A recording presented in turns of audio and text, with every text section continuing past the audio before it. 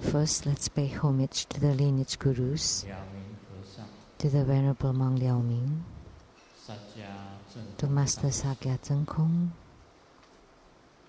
to the Zhong Rinpoche, to the 16th Dharma King Karmapa, and Master Thupten Darji. Homage to the three jewels of the altar. Homage to the main deity of the ceremony, Namo Amitayos Buddha of infinite life. Simu, all Dharma masters, Dharma educators, Dharma teachers, Dharma lecturers, Dharma assistants, temple directors, all disciples present here and over the webcast.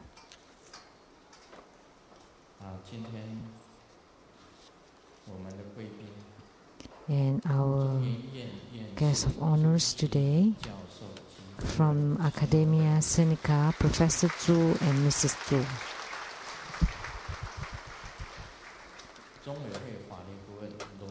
And attorneys to the Tribula Foundation, Mr. Luo and Mrs. Huang. And from Nantou County Tax Affair, the Director of Pound.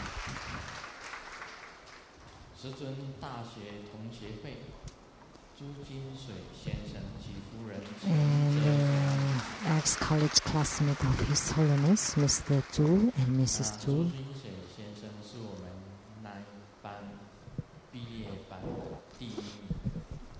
And Mr. Zhu graduated first in our class, from our class. I wasn't number one. But Mr. Zhu Jinsui was my classmate and he graduated first in class. And a famous host to a talk show, Mr. Tai Ziyuan. And in the future,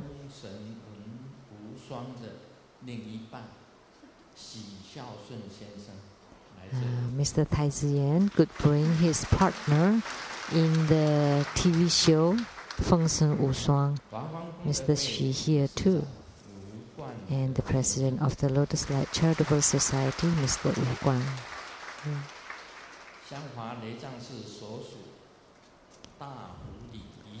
And from the Xianghua Lei Tsang's neighborhood, the chief of the neighborhood, Mr. Ji. And from the CTI TV, the producer of the Gini Diansang Xingten, Mr. Rebecca Su. And for the Platform Sutras and Development Stages of Tantrayana, the producer, Master Lian Yue, and the host, Ms. Lin.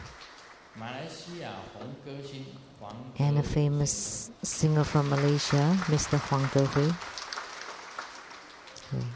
My sister, LuSheng-Yen and her husband. And her husband.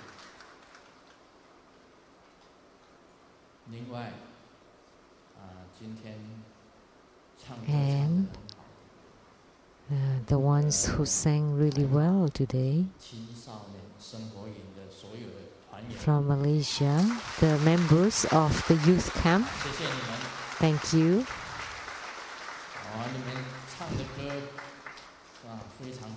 Your song, the song that you sang was very good.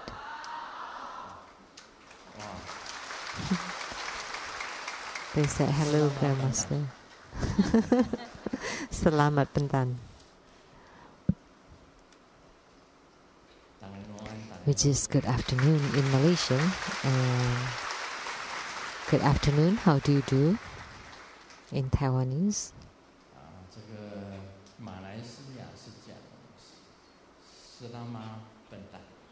And in Malaysia, you say Selamat Petang.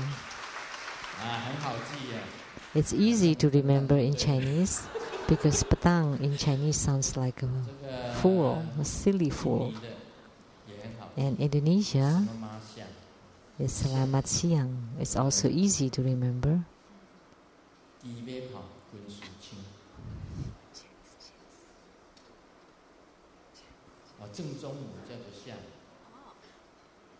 So that's noon.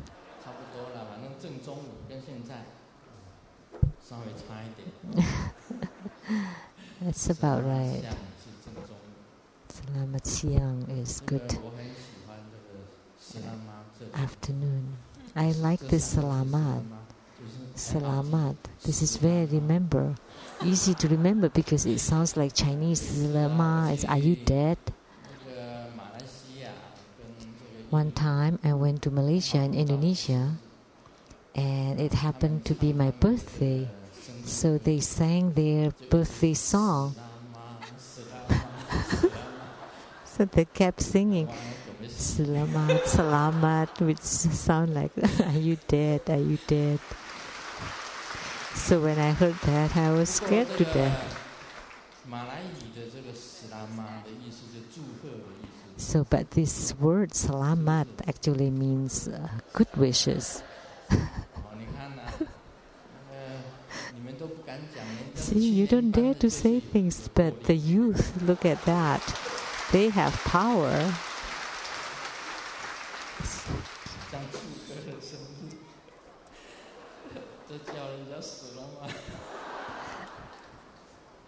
So in celebrating birthday, but you keep asking, are you dead? Are you dead? So there are a lot of jokes about languages.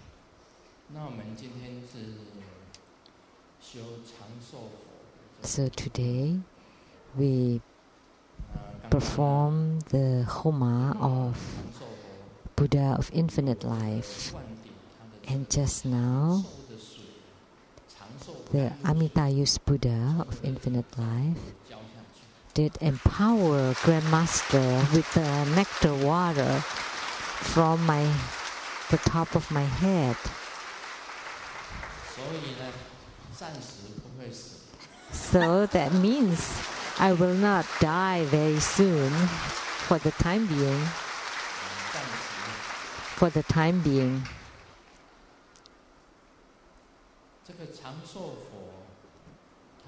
So Amitayus Buddha,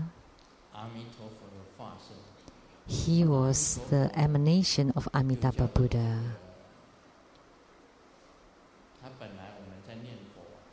When we incant Namo Amitabha, and in Taoism they call him the Buddha of Infinite Life. Or the Taoists would incant Amitayus Buddha. So actually one is Buddha of Infinite Light and the other one is Buddha of Infinite Life. Together they are Amitabha Buddha. So it's his transformations.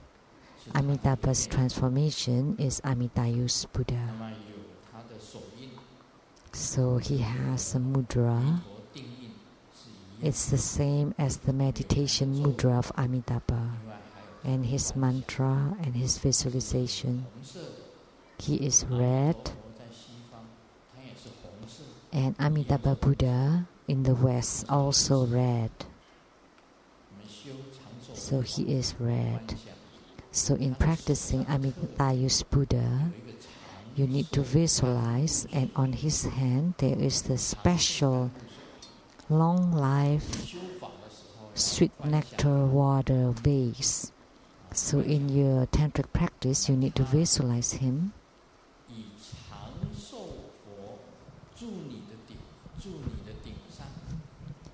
By having Amitayus Buddha sitting on top of your head, and then from the water vase, drop by drop, it enters into your body,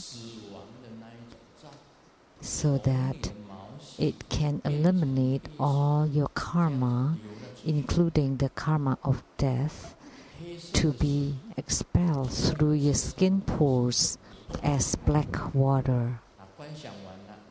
So after visualization, you need to recite the mantra of Amitayus Buddha. And when you're visualizing, you need to form the mudra. So that's the practice procedure. Most importantly, is in visualizing that his water, the nectar, enter into your body to fill your channels, chakras, and to fill all the fine channels in your body until it fills your whole body. Then you would gain in long life. So today, Amitayus Buddha sitting on top of my head, and the nectar water entered my body, and the black water flowed out. So, Grandmaster, I don't dare to say having infinite life, but I can lengthen my lifespan.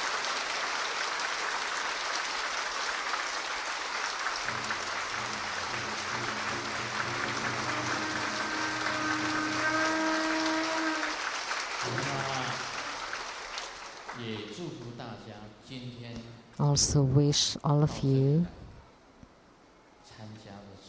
for your coming here, and also those watching on the webcast, and all true Buddha disciples, so that we all gain great health and long life.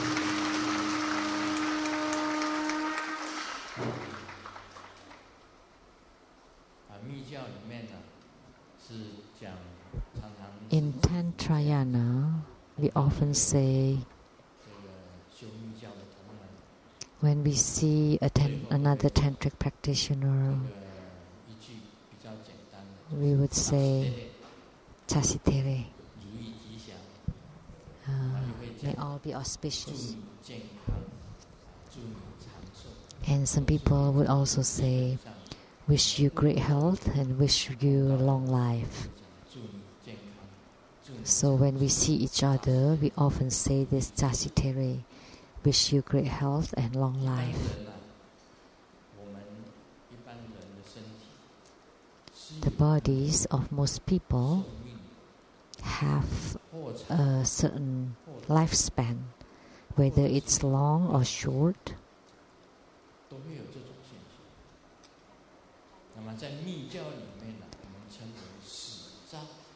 And or accidents, and in Tantrayana there is signs of death. So when you have signs of death, then you need to do the practice of Amitayus Buddha, of infinite life. This is very important. I like to tell you what are the signs of death. When you feel your body and your heart has no energy. In Taiwanese, you see that you have no energy. Your forelimbs, your legs, your arms, your whole body has no energy, and you feel very exhausted, fatigued. That's not the bodies of spiritual cultivators, because yogis, tantric cultivators practice qi. So your qi is full. The qi of your body is full. You have strong life energy, like a ball that's full of air. It would be able to bounce very high. And when you lose the air or lose the energy, you have no power, no energy. It does not necessarily mean that you don't practice qi very well, or that means your practice of qi doesn't go well, or your qi is being stolen by the spirits. Because if your qi are stolen by the ghosts and spirits, then you would feel very tired even after a long sleep. So what happened at night? Then your qi must be stolen by the ghosts and the spirits. Because in the morning when you wake up, you should be most energetic. And that's the signs of yoginis, and tantric cultivators. But in the morning, if you're fatigued and you have no energy, then that's a problem of your body and mind. And that's a sign of death. And also inauspicious dreams, like dreams that your heart are being dig out, that your head is chopped off, or your arms and legs are being chopped off. Those are not good. Those are signs of death. That you lose your head, you lose your arms and legs, and your heart is being taken out. That's signs of death. You need to practice Amitabha Buddha. And third is you have no hope for life or for the world. Depression. That's also signs of death. Depression or severe depression. When you climb and climb and climb very high, and you stand there and you look at the human world, and then you jump off. That's signs of death. You're tired of the world and of humanity. But Grandmaster is still very pleased with the world. That's why I have no signs of death. If you're completely disappointed, have no hopes toward people, toward the world, you don't believe or you don't trust anyone, and you have no future monetarily or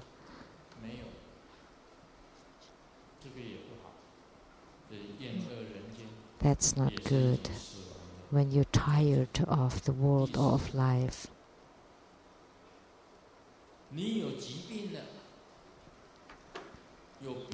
Or if you're sick, incurable sickness, if you're suffering from incurable sickness, that's also signs of death.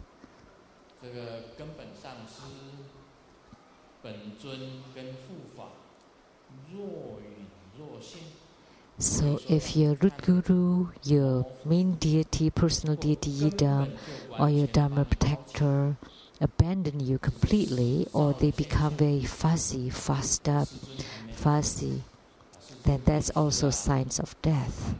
But that doesn't happen to Grandmaster, because every time Grandmaster take a plate and make offering, my root guru, Yidam, and protectors still come, always come. So that means I'm not near death. I have no signs of death yet. I have no signs of death. And 6, wherever you go, you feel uneasy. You feel insecure whether you're sleeping in bed at home or going anywhere. You feel very uneasy and insecure. That's also signs of death. Because for yogis and yoginis, wherever we are at peace and at ease. Very stable, very at ease. Whatever, wherever would be fine. Doesn't matter what they hear or they see, they're fine. Doesn't matter what you encounter, it's fine. Whether it's good or bad, whether it's kind or evil, they're all fine. Because that's just the phenomena of the world. That the hearts of the yogis and yoginis are open and spacious and unobstructed. It has no obstructions or obstacles. Your hearts are very calm. Those that you don't like appear in front of you, Of course, you don't want to show it. You still treat them very naturally, nicely. Or those who really don't like you are in front of you, you still treat them naturally and nicely. That means your hearts are calm, serene, stable, and nothing is big deal. So their hearts are always at ease, so it doesn't matter. You will not feel anxious anywhere. Doesn't matter what happened, big or small, good or bad, kind or evil, whether it's pleasing or worrying, you still face them with the calm and serene heart. So this means wherever you are, you're at peace and at ease. So if you don't have that, then you're not spiritual cultivator, because for spiritual cultivators, you're always at peace and at ease. You will not use strong words or crude words. Doesn't matter what others say, you're still kind. Like what Simu said earlier, well, first, I like to tell you, I never see the web, the internet. I never get onto the internet.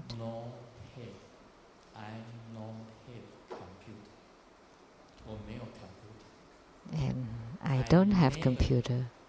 I don't know computer. And I never have computer. So Simu told me, you're just floating in the space. When you don't have email, that means you have no email address. So you're not qualified to sign up or to get onto the ilovegm.wordpress.com, which is our website for supporting Grandmaster and Buddha School.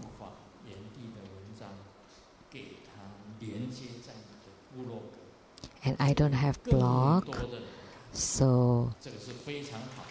but if you link this ilovegm.wordpress.com into your own personal blog or website, then there would be more people seeing it.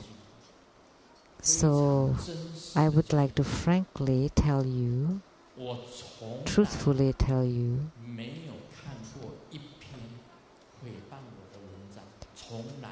that I never read even one article on slandering me, because I have no computers. I don't know how to get onto the internet. I am not a Spider-Man, so I cannot be on the web. And how do I get the news then? It's from Master Hui Jun. Keep telling me this and that, and this and that. So I told her, no need to tell me. And also others tell me, and also tell me, no, don't tell me. I don't want to listen to this. I just maintain that I don't see, I don't hear.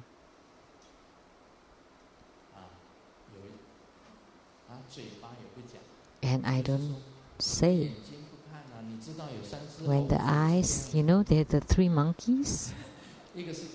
One cover their eyes, not the nose, no, not the nose. Then you can't breathe anymore. Then are you dead? Are you salamat?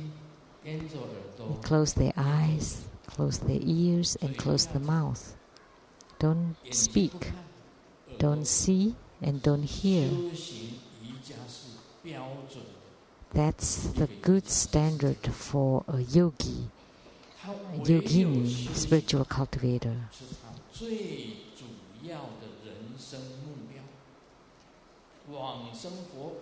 And the most important goal of spiritual cultivation is to go to the Buddha land, to the pure land. That's why they don't see, they don't hear, and they don't speak. But sometimes there are disciples that meet me and it's as if they go like that, as if I have some issues. And they ask me, "Are you well recently?" I'm okay. Very nice. Very perfect.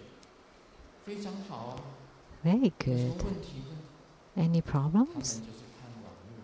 Because they read it in the internet. And then when they saw me, they said, "It's better if you live with a better mastery, huh? Anything?" I live with great mastery, and I'm so happy. I'm very happy. Why do we need to lose our happiness? There isn't anything to be so sad about. I'm like that. I can be anywhere and be at peace and at ease, no matter what I encounter. There's no problems. Even salamat, I'm fine.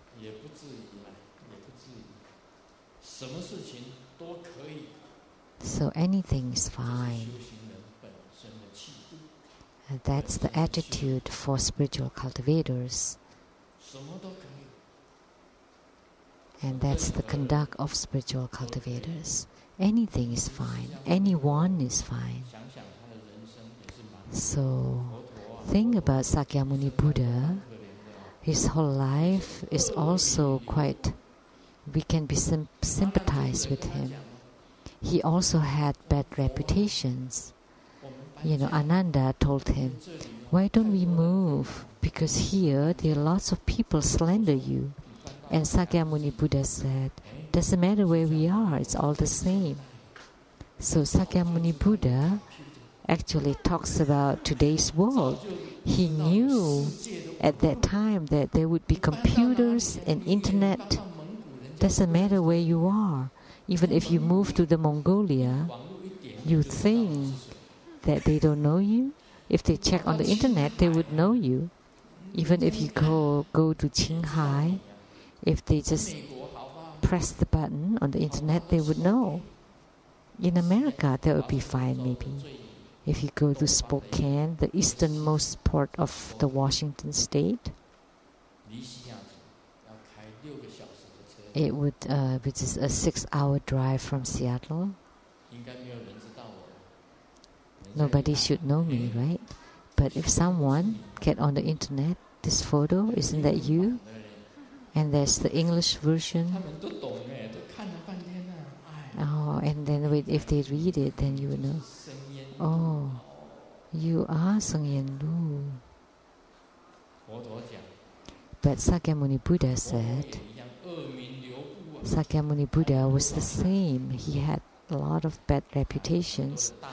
He had to suffer from lots of disasters and disasters created by people and words and slanders by the deviant groups, by the cults groups, and by the two women, Sundoli and Zhanze, who slandered Sakyamuni Buddha, continued to follow him all his life.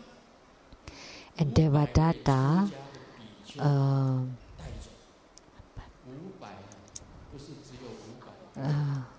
left Sakyamuni Buddha and took 500 monks.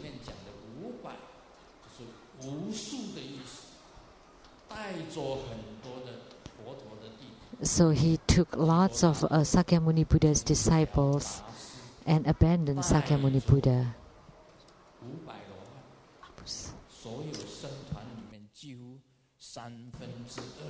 So he took away about 2/3 of the Sangha members, and even then Sakyamuni Buddha was still calm and at peace. So Sakyamuni Buddha had a hot life. So Sheng-Yen Lu, no big deal.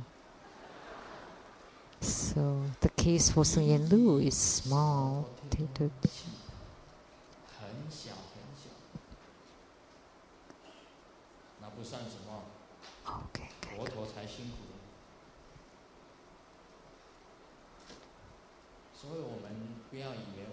So Sakyamuni Buddha suffered more. So don't think that your difficulties are great. Actually, they're just small.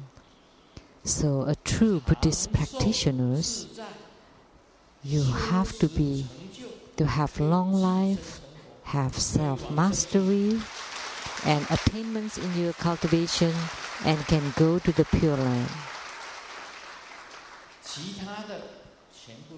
And the rest are garbage.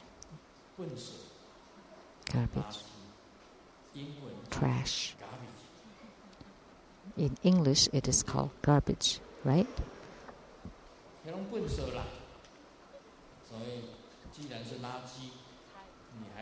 So if they are trash, garbage, why do you keep seeing them? Just throw them out. So the garbage today should be thrown out today, and that in your hearts there are no garbage. Then you can have a long life. And you're not worried or troubled by anything. Those are just small, minor things. Let me share you a joke.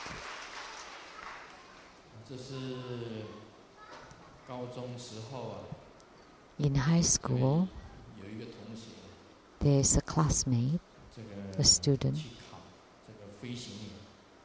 that took an exam for a pilot, flying the plane. And then he had to go on an exam naked, and he failed the exam. And the examiner told him that your two balls are of different size. And this person immediately replied, "Would this affect the balance of the plane?"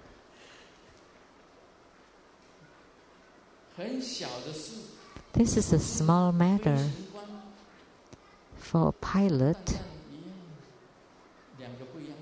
and that his two balls are of different size. Would that affect that? But in reality, if you see all the men, or you can check for yourself that your balls are one bigger, one smaller, one higher, one lower. Because one taller and one higher and one lower, so that they don't bump into each other. And the two of different sizes, how would I explain that? That's normal. So this physical examiner just trying to be too picky, because that's some minor thing. That's garbage. Have you been a pilot? Like the pilot for the shooter planes, the fighter planes.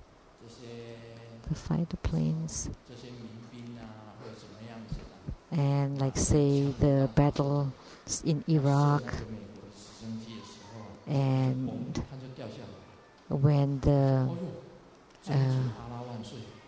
Iraqis were about to shoot toward an American planes, before they shoot, the planes already fell down. And Taiwan always buy planes from the United States. See, and every year we have planes falling down. So, if you're not a pilot, then you're lucky. because every year there are at least 1 or 2 planes falling down. Just look at the statistics. Only 2013, you don't have any planes falling yet. Merry Christmas and a Happy New Year. Right. I would like to say Merry Christmas and Happy New Year.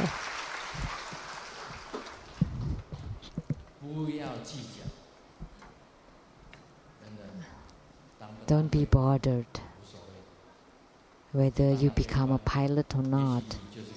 So even if you become a pilot, who knows, maybe you would be the one who fly the plane that falls down,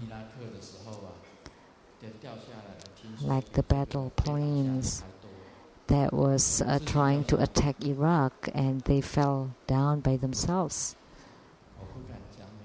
more than the ones that's being shot. But I cannot talk too much about it. That's just a joke. So if Americans just treat my words as a joke, that's fine. See, trying to catch Bin Laden, there are 5 planes, and they are planning to bring Bin Laden to the United Nations for a judgment, but one of them fell off. So there are only 4 planes left, so the 4 planes did not have enough space for all the people, so how could there be a space for Bin Laden? So they just shot Bin Laden. So I knew the reason, because one of the plane fell off. So you knew? Do you know about this news? There were 5 planes going, and one of them fell off by itself. Didn't shot by Bin Laden. And then they only have 4 planes left. How could they have space for Bin Laden? So they just shot Bin Laden. So they don't need to have a trial for him. So let's not talk more about United States.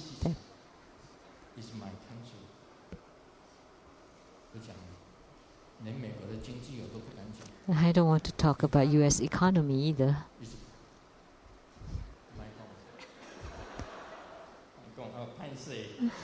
Sorry.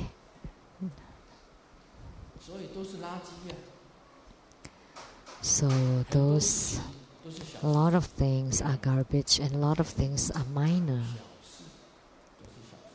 Don't treat it so big deal. For spiritual cultivator, anything is minor. Don't take them too seriously and don't be bothered by them. I've said that if Seung-Yen Lu got into prison,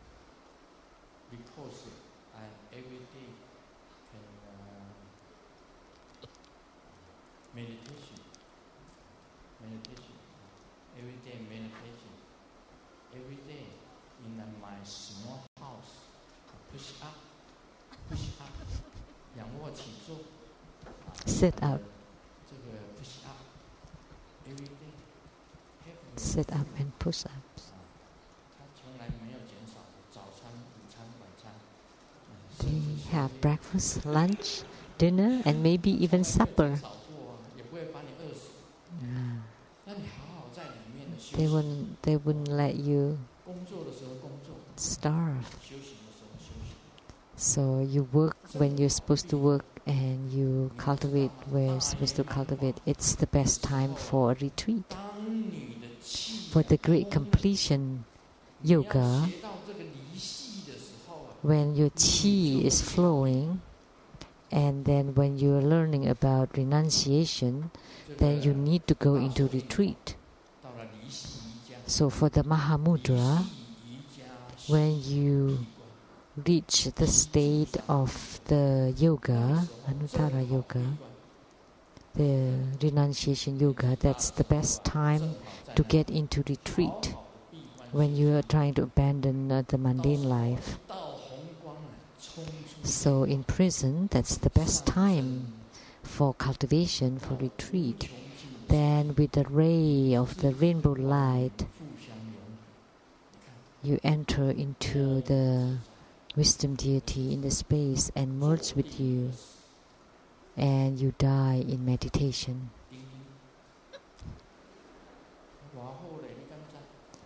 That's very good, don't you know? That's the best time for spiritual cultivation. How could you not please about it? How could you not be pleased about it? That's very good. So anything that happens, it's not a problem. You do what you're supposed to do, and I do what I do.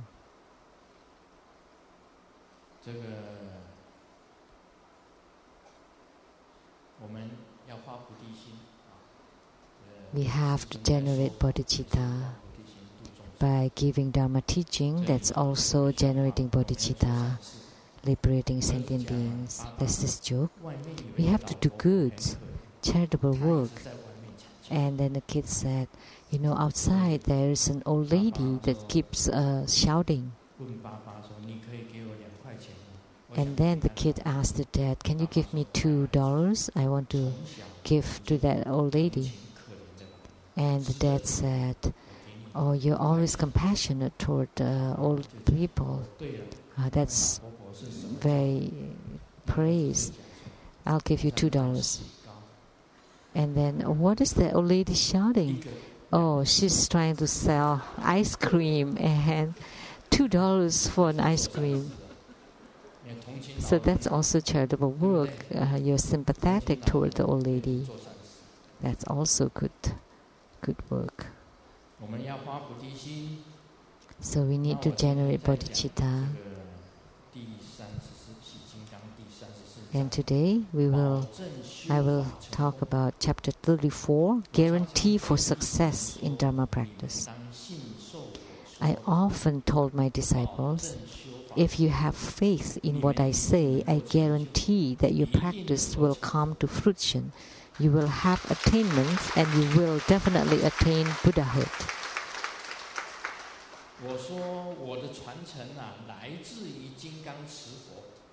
And I stated that my lineage came from Vajradhara, the original Buddha, and then from the 5 Dhyani Buddhas. So my empowerments flow from the ancient Buddha to me, and then I empower all of you. This means that the flow of empowerments never stops. It never ceases.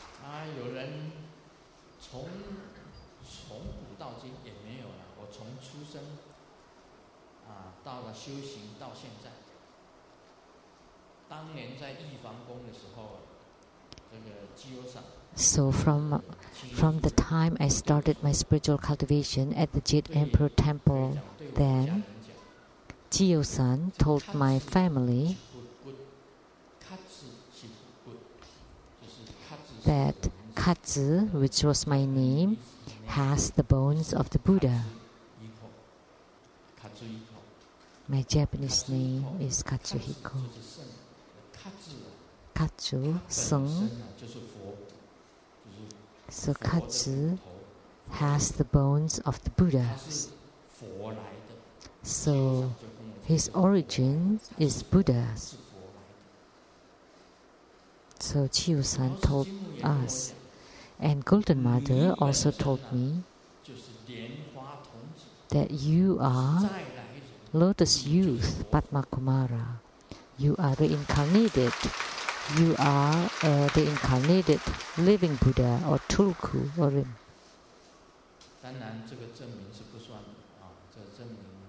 Of course, those witnesses in Tibetan Buddhism are not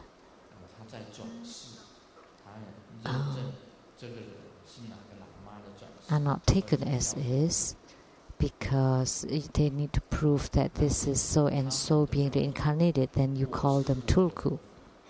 That's tulku in their terms, but in my term, I'm a living Buddha. It's not necessarily related because I'm Taiwanese.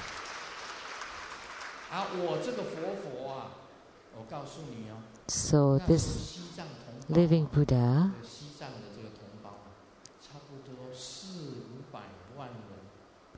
there were about, at that time, there were about 4 or 5 million Tibetans in Tibet, but my disciples, also about 5 million disciples.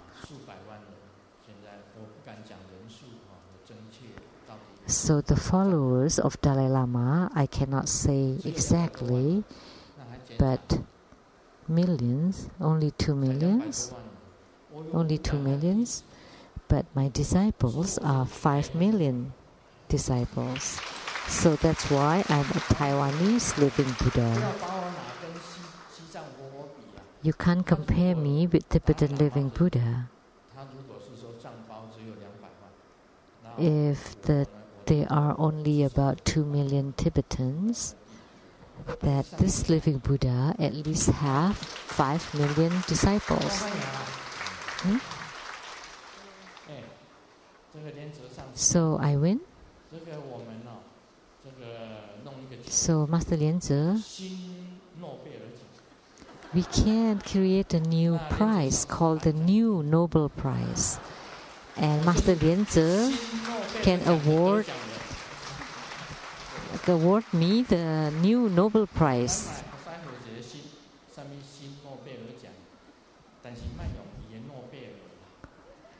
But we don't use Nobel, the word Nobel, right?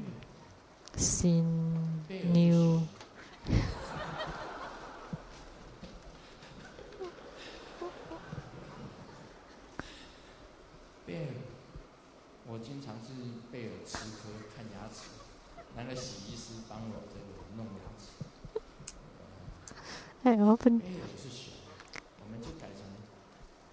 I often go to the Bear Dental Clinic, which is the son of Master Lien Ji's dentist. So we can create a new Bear Prize. Because all these prizes are created by people.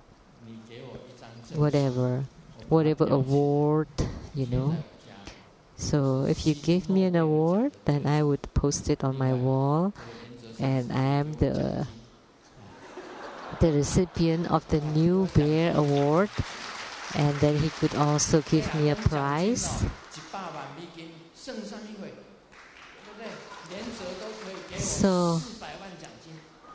So no big deal. $4 million, no big deal, right, Master Lianze?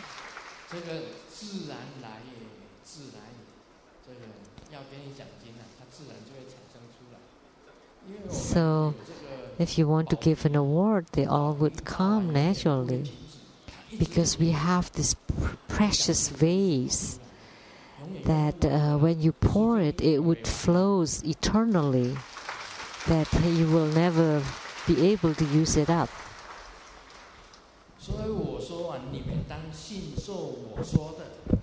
So that's why I said, if you have faith in what I say, I guarantee that your practice will come to fruition, and you will definitely have attainments and attain Buddhahood. My lineage directly came from Padma Kumara, and Padma Kumara came from Amitabha Buddha, and Amitabha Buddha came from Buddha Lokana, and Buddha Lokana came from Vairocana Buddha, and Vairocana Buddha represents the 5 Dhyani Buddhas, and Vairocana Buddha came from the Buddha of the original place. So how can you not say a living Buddha then?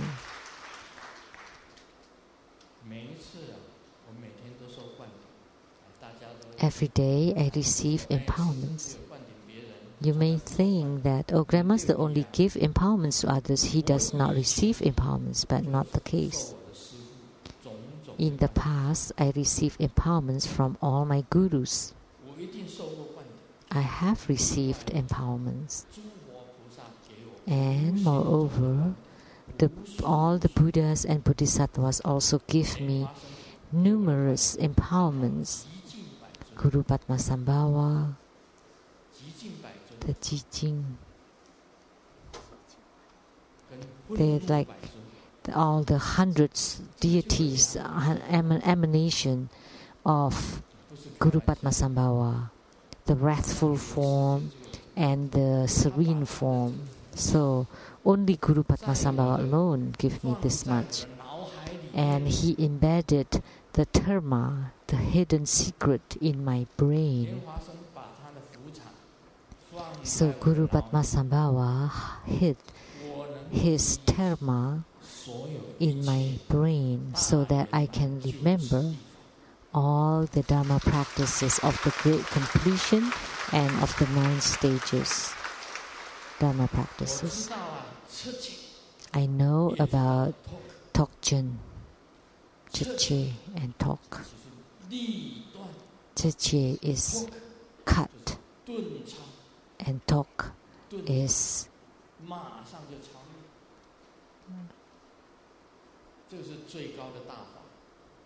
going beyond. So Tokchen is the highest Dharma of the Nyingmapa. So that's the highest of the 9 stages of the great completion Dharma, Tokchen. So I knew this long ago, and I have written it in my earlier books. That was the dharma of Padmasambhava in my brain. Every day I receive the Dharma flow and empowerments, really, as soon as I quiet myself.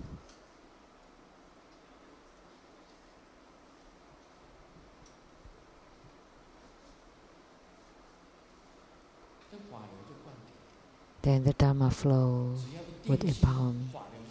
As soon as I quiet my mind, the Dharma flow would empower me. So from the Buddhas and Bodhisattvas empowering me, and I empower all of you, then you receive the empowerments from the ancient Buddha.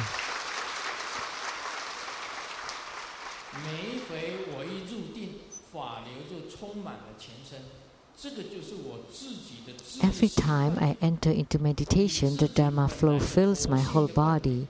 This is the self-nature empowering myself, your original Buddha nature. And this is the highest realm of Zen. So when your self-Buddha nature appear, you would attain Buddhahood directly, and you don't rely on any other being. So in your spiritual cultivation, when your self-Buddha nature appear, then you can attain Buddhahood directly. Everyone is equal in this case. There is no differentiation or discrimination at all. Even the slanderer or those holding different opinions, if they all can cultivate spiritually until their self-Buddha nature appear, then they too can attain Buddhahood. They are also self-Buddha nature. That's why I don't treat people that those are of deviant people, of their cult, or our opponents. They actually have this self-nature in them. We call them brothers. That everywhere they are all brothers. That 500 years ago we are one family. This is the saying of the Chinese. And a true yogi, yogini, when they reach such a state, they treat everyone as their own or as themselves. But you can be like that in the beginning. And you embrace an evil person and say, "Oh, we are brothers," and they would take your life. in my state of spiritual cultivation, I just see we are all brothers, that 500 years ago we are one family. There should not be any contention. And this is the case for Grandmaster, but you are different. You have not reached such a state of complete equality. You still have to have discernment, and because that's wisdom, you still have to have wisdom to discern. So initially, in the beginning, in the path of spiritual cultivation, you still have to have this wisdom of discernment. But if you reach the state of Grandmaster, then there's no difference between you and others.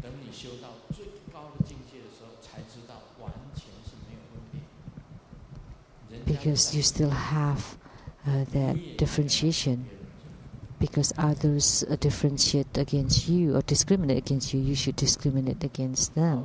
In the beginning, it should be like that. But when you reach the state of equality, then you treat everyone equally.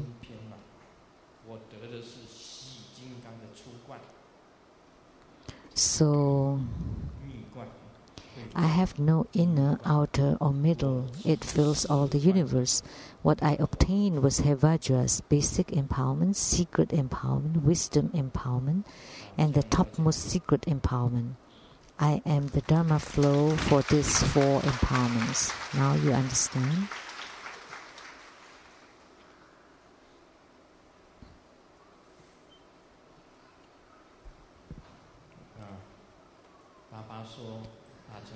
Dad said, "Show me your report card." And then John hesitated for a long time before showed the dad.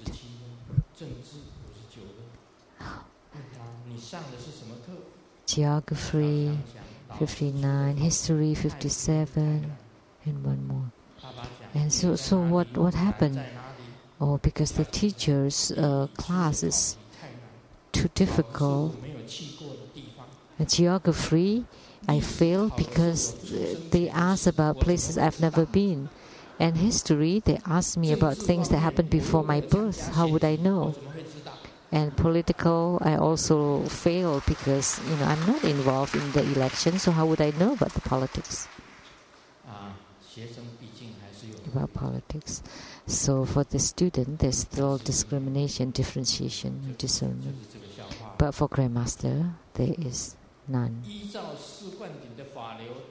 So that's this joke about.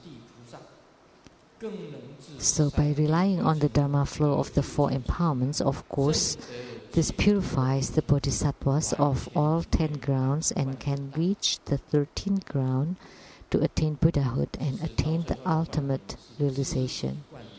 To realize body of liberation and the perfection of the path of empowerments. So actually, at the end, is you empower yourself and you take refuge in yourself because the self-nature Buddha has appeared. It turned out that all is the transformations of self. It is all just emanation or transformations of self. And this could only be comprehended by those who are enlightened.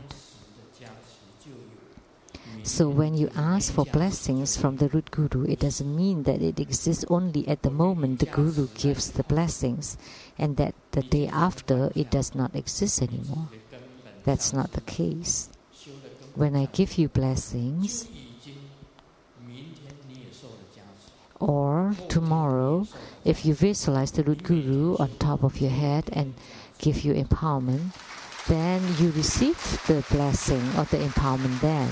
So every day you do the practice, every day you receive the empowerment.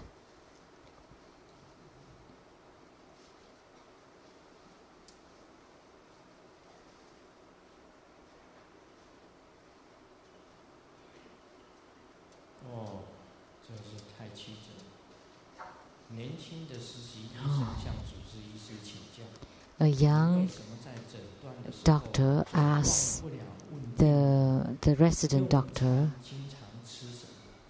"Why do you always ask the patient what do you eat for meals?" And the resident doctor said this is very important because according to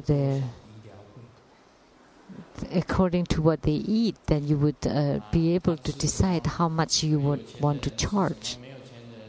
So the rich people, what they eat, or the poor people, what they eat, you would know.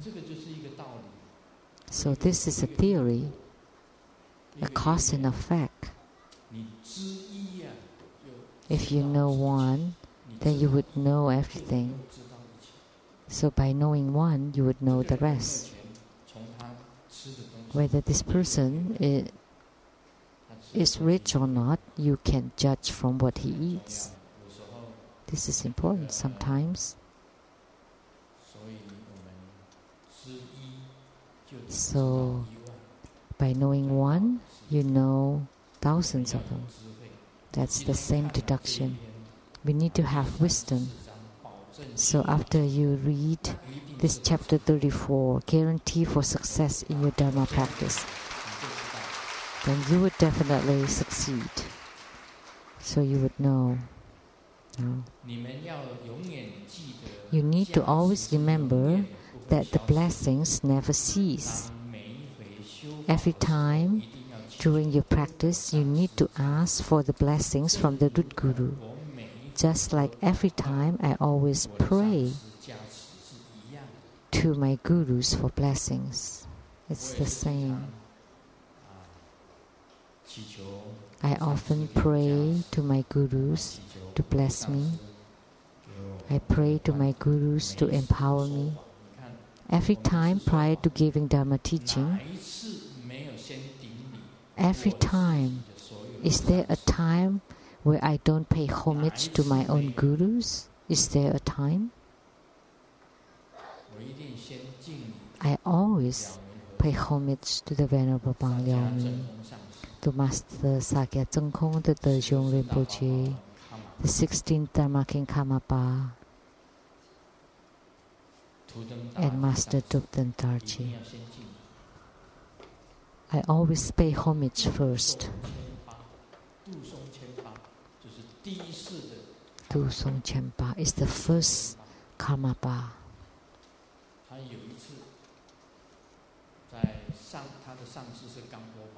And his teacher, his guru is Gampopa. When Gampopa had left the world, one day Gampopa appeared for Tu Song Champa to see and accompanied him for the whole day. He knew that his root guru never died. So for spiritual cultivator, you should have this kind of feeling that even the physical body, when the physical body of the root guru disappeared, he would always reside on your heads or next to you all the time. He would always be with you at all times.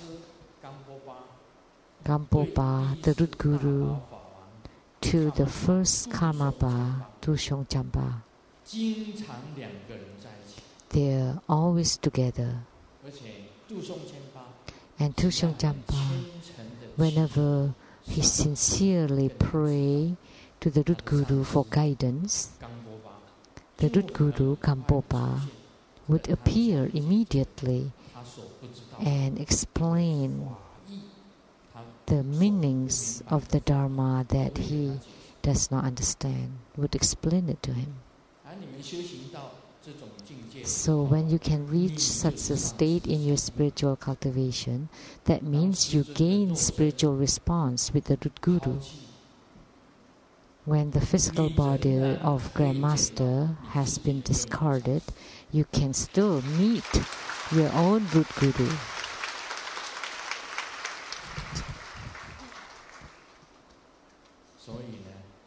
So we have to remember at all times that the blessings never cease, that the empowerments never cease, that at every Dharma practice, you need to pray for the blessings from the root guru, just like every time I pray to my root guru for blessings.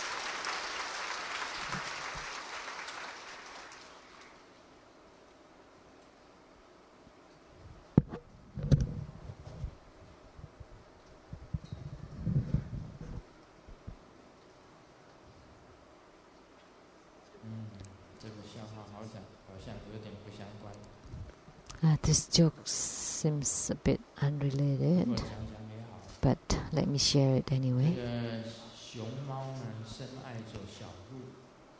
Panda expressed his love to the doe, and Panda complained, "What happened? Why?"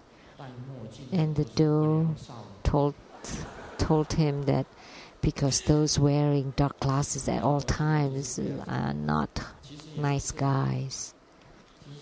But that's not the case. These days, wearing the sunglasses is a kind of ornaments. So when you see others, you cannot be detected. It's fashionable. There are some very expensive sunglasses, very nice, and it's best that people will not know where you look. There are some Tibetans who give Dharma teaching wearing sunglasses. Tibetans love to wear sunglasses. Most importantly, maybe it's their habits, because in the Himalayas, in Lhasa, or in Tibet, they're in high altitudes and the sun blares. So, and then in the snowland, there are a lot of reflections, so they need to wear the dark glasses. So that's why you can blame them on wearing dark glasses. So you cannot say that Dalai Lama is not a nice guy because of that. Grandmaster rarely wear glasses. I never have laser on my eyes, and I can still read very small imprints, very small prints. And I'm almost 70. Did you eat sweet round dumplings yesterday? Yeah? So now you have grown 1 year older, but I didn't. So I'm a year younger. So I'm still very young.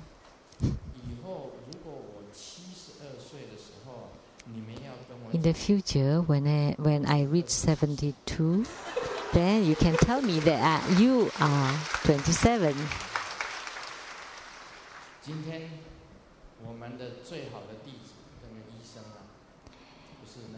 Our best disciple, the doctor, which is the plastic surgery doctor, he's not here today. So let me share you a secret, that in the future, I will go to Korea. I will go to Korea, and after I come back, you can see how young I would be.